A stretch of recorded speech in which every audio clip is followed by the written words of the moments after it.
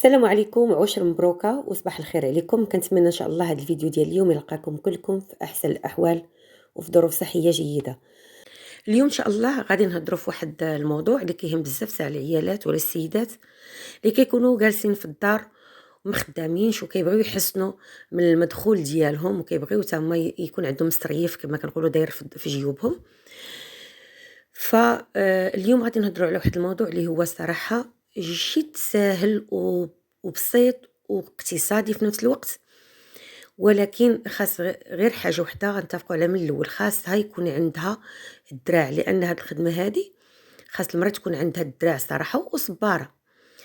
واخا يكونوا الوليدات وداكشي راه كاين الوقت تقدر المراه توفق ما بين الوليدات ودارها وما بين الخدمه ديالها، لان الخدمه من الدار. اليوم غادي نهضروا على واحد المشروع اللي هو انك تصيبي من دارك، تخدمي من دارك وتبيعي وتشري من دارك. بالنسبه لهذا الموضوع هذا هو جد مناسب في الفتره هذه، الفتره ديال رمضان كيكون البيع والشراء زعما محركه. القضيه والمسائل كيكونوا يعني مناسبه انك تبيعي وتشري. الاول قبل ما نبداو، شنو هو هذا المشروع هذا؟ هو انك تبيعي المسمان، بطبوط، خبز، بيتزا، المعجنات بحال هكايا، هادو كيكونوا مطلوبين بزاف في رمضان، من دارك تبيعيها. قبل ما نهضروا، الا كان متوفر عندك فران يعني داك الكبار، هذاك تيكون احسن، جيبه من المغرب كيكون احسن. الا ما كانش عندك فران وبغيتي تشري فران، يعني هذا الموضوع هذا راه مهم، سمعوني مزيان بالنسبه للعيالات اللي بغاو يديروا مشروع. هذا الموضوع هذا راه مهم بزاف. بغيتي تشري فران، كيفاش خاصك تشري فران؟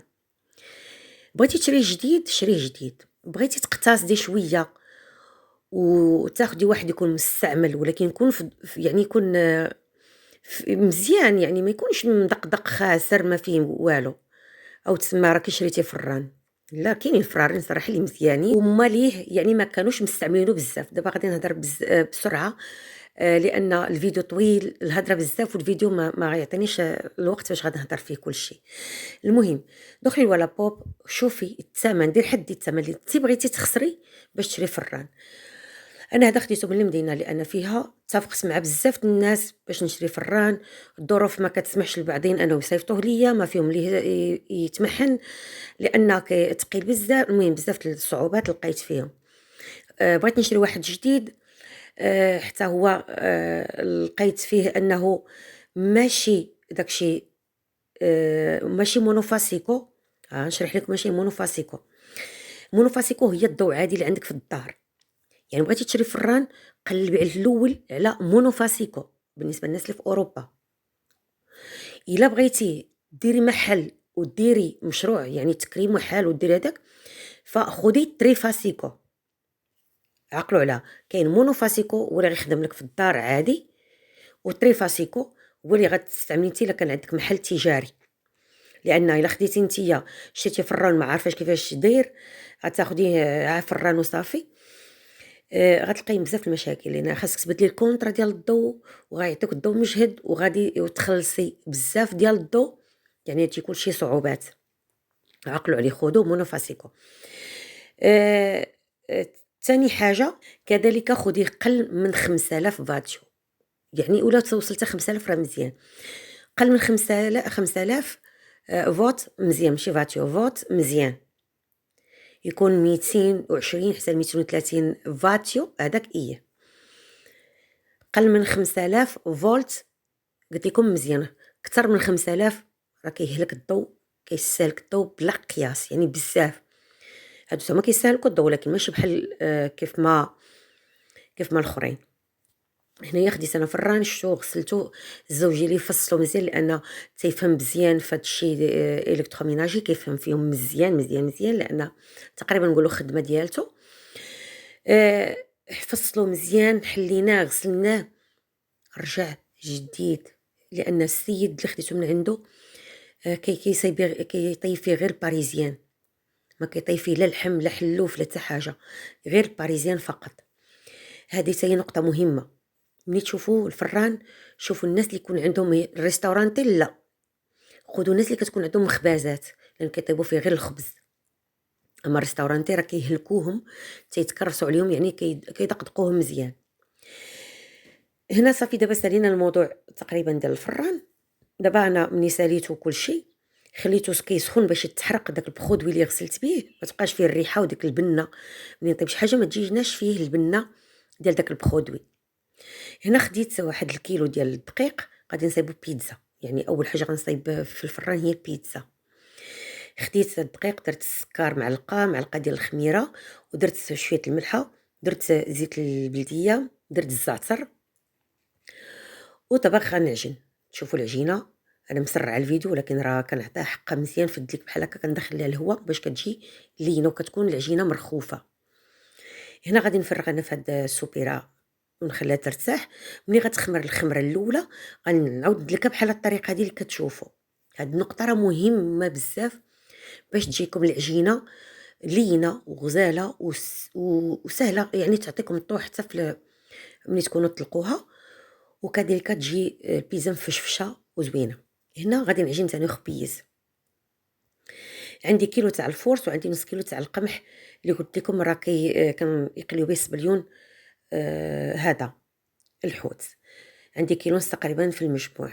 درت معلقه تاع الخميره، معلقه ثاني ديال السكر، شويه الملحه، وواحد 2 معالق تقريبا ديال زيت العود اولا زيت بلديه، ونعجنو بميها دافيه لان شويه كان الحال سخون. ملي عجنت انا هاد الخبيز كان شويه الحال سخون، فما درناش الماء طيب ولا سخون باش ما يقرطش لينا العجينه. حتى هي غادي نرخفها العجينه، ضروري خصها تكون مرخوفه باش هذا دائما تعطينا نتيجه ممتازه. انا غنبقى ندلك فيها، غنعطيها حقها تاع الدليك وصافي، وغادي ندهنها بشويه تاع الزيت كيف ما غتشوفوا. غادي نغطيها بلاستيك واحد المنديل ونخليها تخمر على خاطرها. بالنسبه للصواني، كاين الفرارين اللي كيجيو معاه الصواني ديالهم. انا هاد الفران اللي خديت ما فيهش هاد الصواني يعني اللي غادي نديرو فيه الحلوى وهذا، لا، فيه صواني ديال الخبز، صواني ديال الخبز. فانا خديت صواني اخرين واخا غاليين شويه، ولكن ما كيهمش لان ما عنديش منين غناخذهم. نتوما الا كنتو ناويين تاخذوا فران خذوا دائما العبار ديالو، الا كان 60 على 40 فحتى الصينيه غتكون 60 على 40، كان 45 على 30 حتى الصينيه غتكون 35 على 40. وسيروا للمغرب ولا كان عندكم حبابكم في المغرب قولوا لهم القياس العبار ديال الصواني ويصيبوهم لكم يصيفطوا لكم، هكا غيكونوا اقتصاديين. هنايا غادي ندوزو نصايبو الصوص ديال الفرomاج او الصلصه ديال الجبن. خديت 2 معالق ديال الدقيق، شويه ديال الزيت بلديه، بغيتو ديروا الزبده ديروها، ودرت الكريم فريش بعد ما طيبت هذاك الدقيق مزيان وغلا داك الزويته مزيان كيف ما شفتوها. درت الكريم فريش ودرت الحليب، وهنا درت انا الجبن بغي اللي كيعطي واحد المذاق خطير. نتوما وظفوا اي جبن عندكم كتحبوه وكتفضلوه وظفوه. انا دائما كيكون عندي متوفر الحمد لله هذا، لان الثمن ديالو تا هو صراحه تيكون مناسب. ملي كيكونوا التخفيضات راه قلتها مئات المرات، راه كنغتنم الفرصه وكنشري كميه وكيبقى. ديروا حتى في الكونجيلاتور، راه ما تيخسرش الجبن. بالنسبه للناس اللي كيستعملوا الاجبان بزاف في الماكله والبيتزا وفي كل شيء، ملي كيكون هاد الاوفرتات يشريو كميه وخزنوه في الكونجيلاتور، راه يعني كيطلع واحد الثمن اللي هو بسيط بزاف. هنا صافي من بعد ما طابت داب ليا عفوا الجبن، حكيت شويه تاع الكوزه ودرت شويه تاع الملحه. هنا عطيتها واحد اللذه، واحد البنه هذه ديال البصله. هاد البصله اللي كتباع هكايا جاهزه كارمه، وقرصه ديال البزار، هاد الملون البزار اللي فيه الالوان، ولكن عرفتي البصله عطاتها واحد المذاق، يعني كل مره كنبتكر حاجه فاستعملت دقسه. هنا شوفوا هنا غندوقها، ولكن عطات واحد المذاق راه تيقوا بيا غزال بزاف. بالنسبه لهاد لي صوص هادو دائما ندخلوا فيهم حوايج وجربوا، جات خطيره. دابا صافي وزدت عليها كذلك اجبان ديال دوك المثلثات، صافي طحنت كلشي وخليته. هنا السنينيه ملي هي جديده قبل ما تغسلوها حرقوها. كيفاش حرقوها؟ دخلوها الفران، شعلوا الفران وخليوها واحد نص على اعلى درجه ونص ساعه. النار كانت باقا سخونه يعني حرقتني في يديا أصلًا، و جبدتها باش كنفرّش باش غادي نقرّص فيها الخبز. من بعد راه خليتها حتى دفات عاد باش قرّصت فيها الخبز. بالنسبة لهاد لاطاس يمكن لهم نستعملوا حتى السيليكون. أنا السيليكون اللي بغيت هادوك الجلدات تاع السيليكون، بغيت واحد النوع ساعة ما لقيتوش في أمازون، كاين بزاف د الأشكال ولكن داك اللي بغيت أنا ما لقيتوش، فوظّفت أنا غير البابيل لحد الساعة، حتى هو راه كيبقى ديال الغرض. هنايا القياس تاع الخبيزات نتوما كتحكموا فيه ولا عبروا. أنا شادة العبر في يديا، راه كندير العبر بإيديا. هنا غنقرّص الخبيزات وغنقرّصهم أنا بالنخالة، نتوما قرصوهم بأي حاجة. هاد الخبيزات هادو كيجيو تا هما زوينين، يمكن ليكم ديروهم بحال دابا 5 في ميكا بحال هكا. دائمًا أي منتوج صايبتوه لا مسمن، ملاوي، بغرير، خبز، أي حاجة، بطبوط، أي حاجة، الله يرضي عليكم، الله يستر عليكم، ديروها في بلاستيكات. حتى داك الزبون اللي غادي يشريه غيقول هاد السيدة هادي نقية، عطينا منتوج نقي، يعني ما قايسينوش اليدين من يديها للبلاستيك. جايباه المحل اللي غتبيع فيه، كتري كاين غير الجزارة، يمكن لك تحطيه غير المبيعات ديالك عند الجزارة المغاربة، أولا لا كنتي كتعرفي الناس كتخدمي لي كوموند فهاديك حاجة أخرى. فلأني كنت كنشوف أنا الناس صراحة ملي كنمشي عند الجزار، كاين بعض السيدات اللي الحمد لله كيديروا داكشي في بلاصتي، كاين اللي ما عارفاش ولا ما الله أعلم بها، الله يحسن العوان، الله أعلم بها مسكينة، كتجيب داكشي وكتخليه تمايا. الناس اللي كيجيو يشريو كيبقاو يقلبوا فيه في يديهم، زعما ترى أنا بعد هاد المسألة دي كتعدفني بحال كيشري في النعناع. الخبز المسمن كيبقاو يقلبوا فيه، يقلبوه هكا، راه هنا في الصبليون إلا هزيتي حاجة قصية بيدك خاصك تديها. والخبز أصلًا ما كيقيسوش بيديهم، ديما كيديروا الكوانتيس اللي هما اللي قوات. هاد المسألة هادي عندهم زعما صراحة زوينة، ما كاينش يديه ولا كيهز البينسة، كيدير بالبينسة كيدير لك في هذا في البابيل ولا في البلاستيكة. هنا صافي من بعد ما قرصت الخبز خليته كيخمر، ولكن للأسف راه ما خليتوش خمر بزاف لأن كنت مضغوطة بزاف وكنت مزروبة. صراحة بغيت غير نجرب أنا الفران بهذا المعنى هادي وما خليتوش خمر بزاف. هنا غادي ندوزو نشوفوا البيتزا. عندي السميده هنا كيلو ديال الدقيق قسمت على 4، يمكن لكم تخرجوا حتى اكثر. الا بغيتوها شويه رقيقه راه دير لكم ما بين 5 حتى ل6 بيتزات الكيلو. نتوما عبروا ديك الساعه، بغيتو ديروا ديال 150 غرام ديال 200، داكشي على حساب خاطركم نتوما، والاحسن ديروا ديال 200 غرام. الا بغيتو تعبروا في هاد الصواني هادي دير 200 غرام، كتجي مزيانه. هنا صافي أنا غادي نقرص البيتزات كلهم كيف ما كتشوفوا، كنبدا من الوسط وكنخرج للجناب. والعجينه تبارك الله باش كتعرفوها دائما كنقول لكم ناجحه من داك البواقات وداك النفاخات والنبيل اللي كيدير العجينه. الصوت عندي راه مبحوح، غير قبلوا على اختكم وصافي. المهم انا غادي نقرص هنا كتشوفوا، كنقرص مزيان وكنحاول نخلي ديك الجناب شويه طالعين باش يهزوا حتى ديك لاصوص اللي غادي ندير ما تهرقش ليا، وتحرق وتلصق لينا البيتزا في اللاطة. واخا هاد اللاطاس هادو ما كيلصقوش، ولكن الا كانت لاصوص راه غادا تلصق.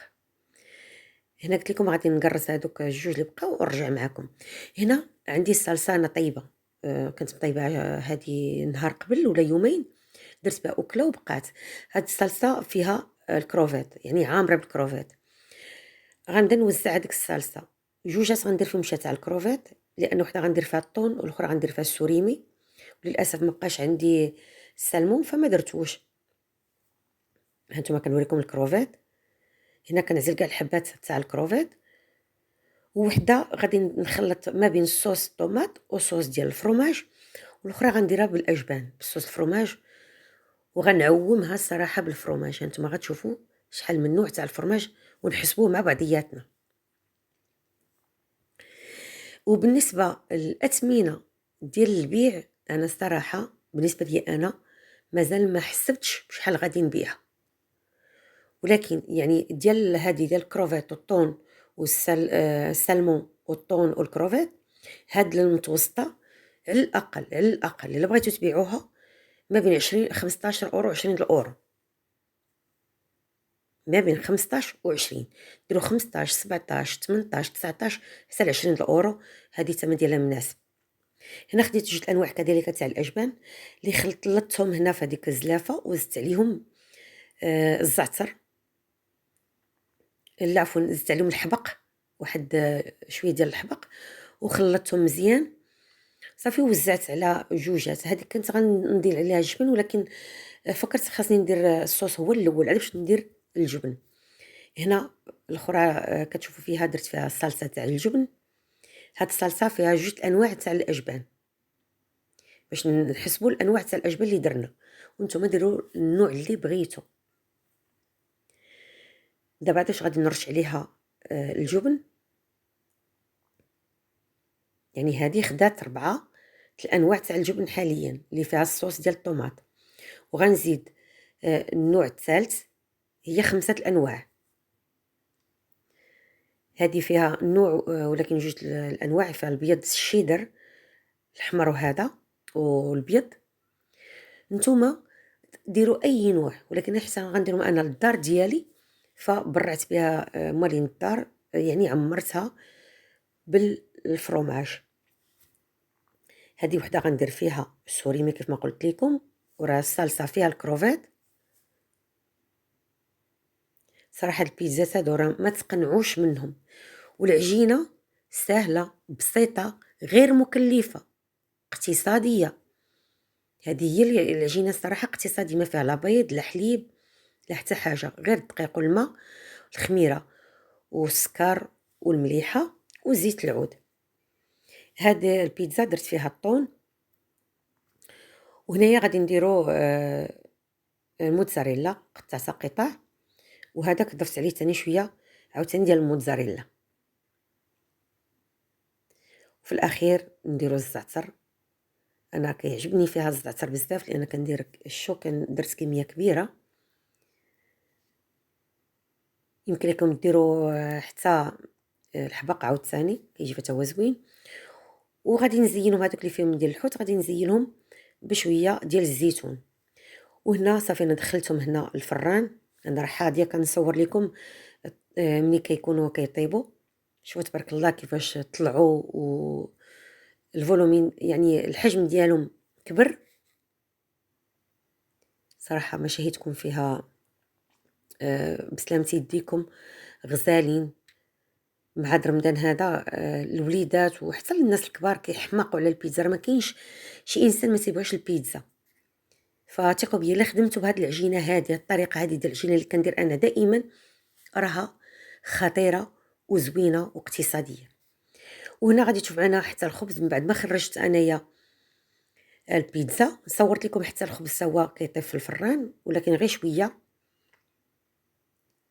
لان الصراحه كان الحال سخون والفران كيطلق الصاد بزاف. شفتوا واش قلت لكم راه ما خليتوش خمر لانه بدا كيبوق. ماشي كلشي بعضينات، شي وحدينات. نتوما خليوه خمر على خاطرو وعلموه ملي تبغيو ترميوه ديروا فيه تقيبه ولا شريطات ولا داكشي اللي حبيتو. وها هي لاله البيتزا. صراحه اخطر بيتزا هي هذه اللي يمكن لكم تاكلوها في حياتكم كلها. راه والله تمشيو للبيتزاريا وما تاكلوش بحال هذه. هنا دائما ملي كتخرجوا البيتزا ضروري دهنوها بزويته. انا قلت لكم عندي زويته معتقه لانها دايره واحد الكميه كبيره تاع زيت العود، دايره فيها الزيتون الكحل والزعتر. اللذه ديال الزيتون الكحل كتعطيه مذاق خطير ما كيخسرش. وكنبدل ليه داك الزيتون ملي كيدور واحد المده كنحيدو، وكنحتفظ بداك الزويته هي اللي كندهن بها هنا البيتزا. كنعتذر هنا على التصوير كان شويه كيتزعزع التريبود، ولكن هنا مزيانين كتشوفوا هنايا.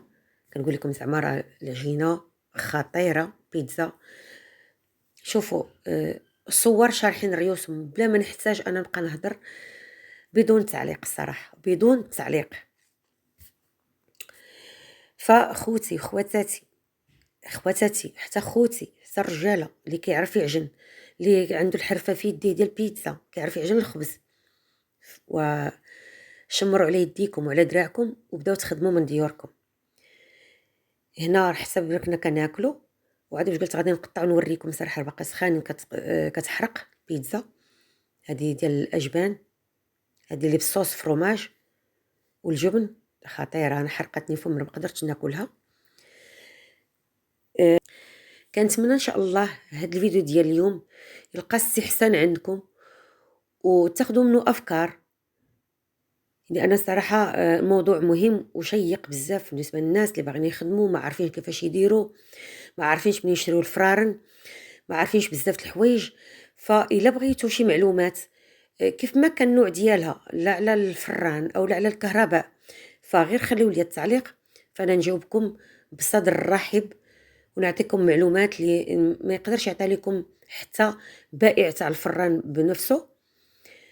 انا هنايا وريتكم البيتزات، ما سرعتش الفيديو باش تشوفوا البيتزا كيفاش دايره، الشكل ديالها كيفاش طايبه، الفولومين الحجم ديالها يعني كترتفع بزاف. هاد العجينه هذه بيتزا صراحه الايطاليه، العجينه الاصليه الاقتصاديه، لان كتعرفوا كاين بزاف الانواع تاع البيتزات، العجائن اولا العجينه تاع البيتزا، كاين اللي كتسبل بالبطاطا بالحليب بالبيض، كاين بزاف ديال الطرق، ولكن هذه راه هي الكلاسيكيه الاصليه اللي كاينه. وكانوا اخوتي هادو هما 4 الانواع تاع البيتزات اللي سايبت معكم اليوم، هانتوما كتشوفوا هنا عن قرب ولا اروع بدون تعليق. من بعد انا غنوريكم حتى الخبز من بعد ما طاب. هنا كنحاول ما امكن انني نقرب الكاميرا بزاف باش تشوفوا العجينه كيفاش دايره، الحشوه كيفاش كتكون. كما قلت لكم سابقا ملي كنديروا الجبن هو الاول، علاش كنديروا الحشوه كتبقى الحشوه باينه. يعني الا درتو كاين بزاف الناس كيديروا هذا الغلط، راه قلت لكم فيديو سابق تاع البيتزا رويال كيديروا هذا الغلط هذا، كيديروا الحشوه اولا كيديروا احيانا الجبن ويديروا الحشوه ويغطيوها عاوتاني بالجبن، فما كيبقاش باين اشنو في هذيك البيتزا. وكل واحد ثاني حر، وكل واحد والطريقه ديالو. ف هنا هذه هي الطريقه ديالتي اللي معتمداها ديال البيتزا. وهنا غتشوف معنا حتى الخبز كيفاش داير، غنوريكم الخبز كيف مني طاب محمر. هذيك الخبزه هذه كتشوفوا فيها اللي وريتكم، هذه بقات من البيتزا وطيبتها، يعني ما كاينش علاش غتبقى تضيع، جات هي غزاله. الفيديو وشك على النهايه ديالو. كنتمنى ان شاء الله يلقى استحسان عندكم كما قلت سابقا، ودائما الله يحضرنا ويحضر لكم الخير فين ما كان. نخليكم في امان الله والسلام عليكم. واللي بغات دير شي مشروع بحال هكا من دارها، الله ييسر الامور، خاصكم غير تبداو، انتم بداو وربي غادي يعاونكم.